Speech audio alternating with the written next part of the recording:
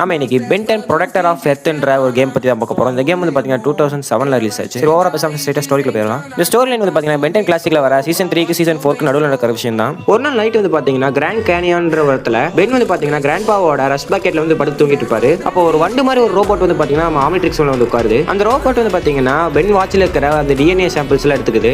அதுக்கப்புறம் வந்து பாத்தீங்கன்னா அந்த வண்டு போயிடுது. அடுத்த நாள் காலையில பென் இருக்கிற அந்த இடத்துல வந்து பாத்தீங்கன்னா ஒரு பொருள் ஸ்பேஸ்ல இருந்து வந்து விழுகுது. அங்க என்ன நடந்ததுன்னு செக் பண்ணி பார்க்கறதுக்காக வந்து பாத்தீங்கன்னா கிராண்ட் பா போலாம்னு சொல்லுவாரு. குவென் வந்து பாத்தீங்கன்னா அந்த இடத்த கண்டுபிடிச்சிருவா எங்க நடக்குதுன்றத. பென் சொல்லுவா நீங்க கவலைப்படாதீங்க நான் போய் எக்ஸலரேட்டா மாதிரி பாட்டு வரேன்னு சொல்லுவான். எக்ஸலரேட்டா மாறதுக்காக பென் போட்டு வாட்ச் தட்டுவான். ஆனா ஒண்ணுமே இருக்காது.